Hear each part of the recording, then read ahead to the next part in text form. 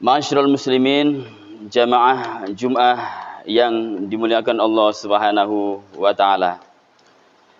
Marilah kita kembali senantiasa untuk bisa meningkatkan ketakwaan kita kepada Allah Subhanahu wa taala dalam rangka meningkatkan kewaspadaan dan kehati-hatian. Kita selalu berusaha untuk bisa melaksanakan perintah Allah Subhanahu wa taala dan belajar untuk bisa meninggalkan segenap larangan-larangan Allah Subhanahu wa taala. Tema khutbah kali ini saya akan memberi judul tentang makna halal bihalal. Tradisi atau kebiasaan halal bihalal itu di seluruh penjuru antero jagat raya negara-negara Islam yang terbiasa mengadakan acara tradisi halal bihalal hanya ada di negara kita tercinta Republik Indonesia. Halal bihalal, halal itu maknanya boleh. Lawannya boleh adalah tidak boleh. Dengan membawa bahasa agama yaitu disebut dengan haram. Kalau kita tarik dari kata kerja verb, asal kata halal itu adalah halla yahillu halalan, artinya boleh.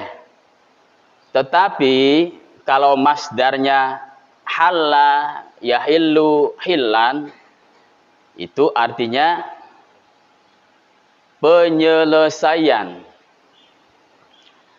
Ada juga kalimat inhilal yang berarti maknanya dekadensi, seperti kalimat inhilal akhlaqi, artinya dekadensi moral.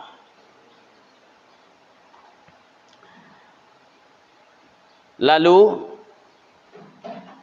menjadi jamaknya adalah mahlul, yang berarti adalah larut.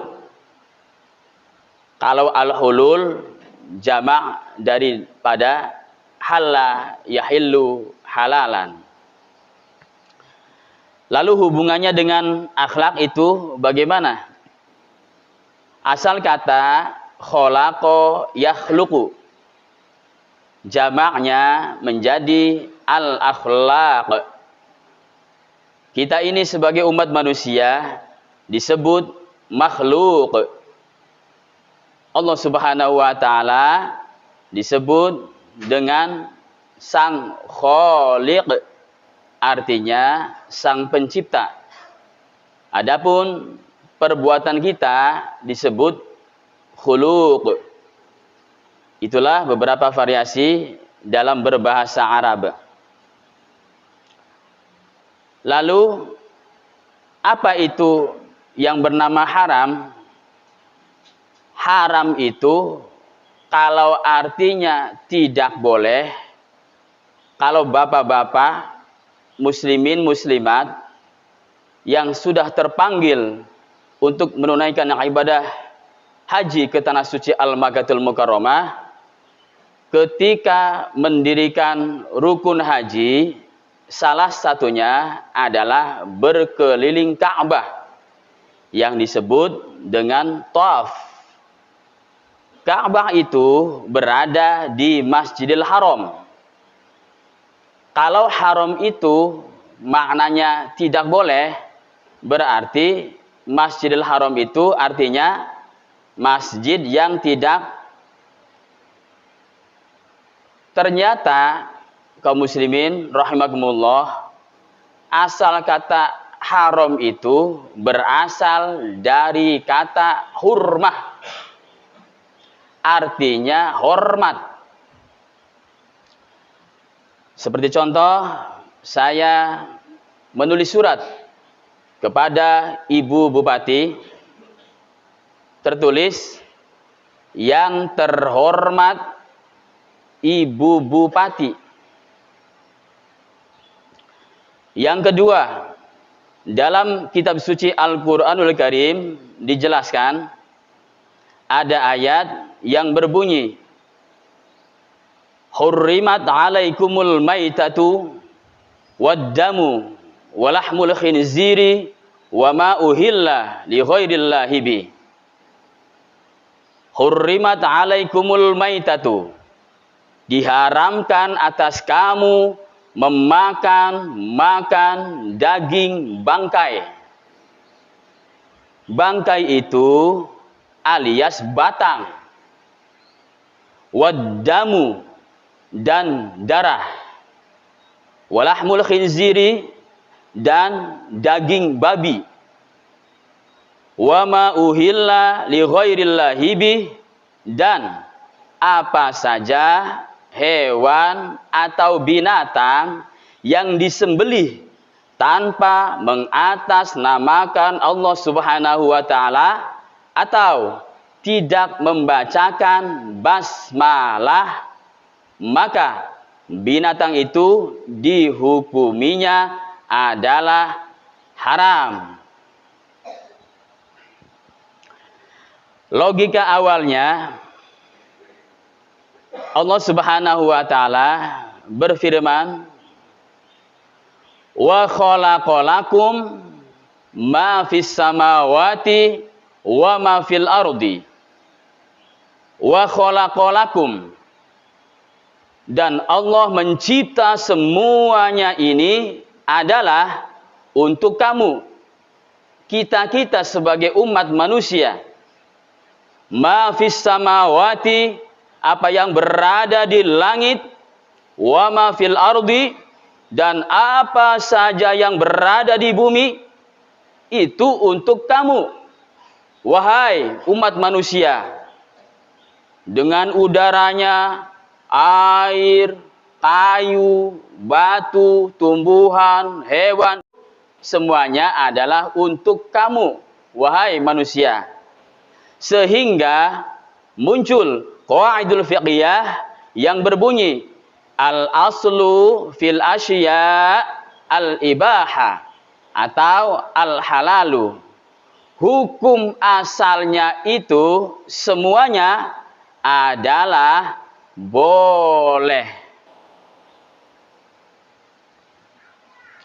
Illa maqama alaihi dalilun ala haramihi, kecuali kalau ada dalil yang mengharamkannya, seperti diharamkannya bahkan seorang perokok aktif itu dihukuminya, ada yang mengatakan adalah haram. Tetapi itu tidak ada dalil yang otentik atau tidak ada dalil yang spesifiknya. Hukum merokok itu adalah makruh.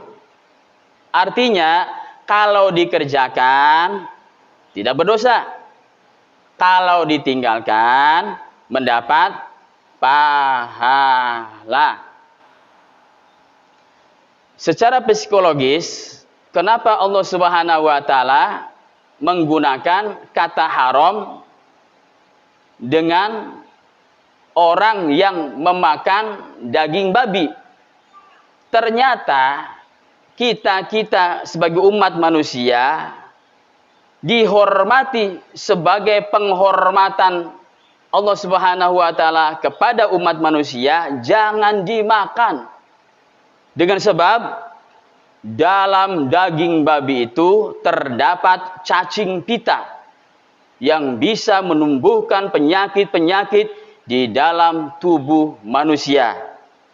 Dan orang yang menghukuminya sebagai perokok aktif itu adalah haram karena katanya mengakibatkan bisa mengganggu kesehatan bagi kesehatan manusia.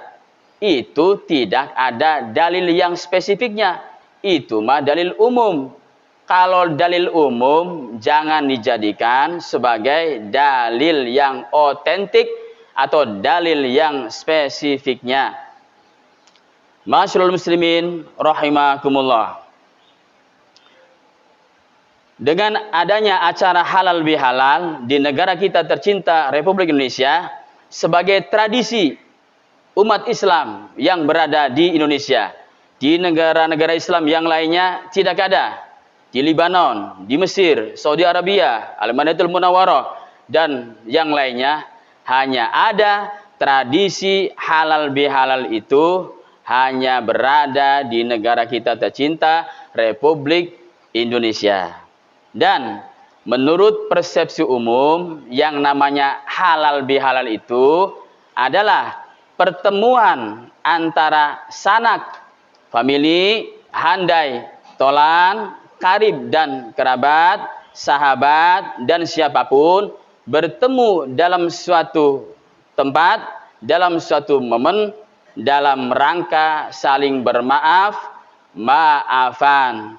Dan semoga sehabis kita melaksanakan atau mendirikan Hari Raya Idul Fitri ini, acara halal bihalal tetap diadakan sebagai tradisi umat Islam di negara kita tercinta Republik Indonesia. Dan bulan depan kita akan memasuki bulan haji. Semoga umat muslim dan muslimah yang sudah terpanggil 2022 ini semoga menjadi haji yang mabrur dan mabrurah, bisa kembali ke tanah kelahiran Republik Indonesia, dan khususnya bagi Dusun Sukamulya, Desa Bogor, semoga menjadi haji yang mabrur dan mabrurah dan dilipat gandakan rezekinya dari Allah Subhanahu wa taala. Amin amin ya rabbal alamin.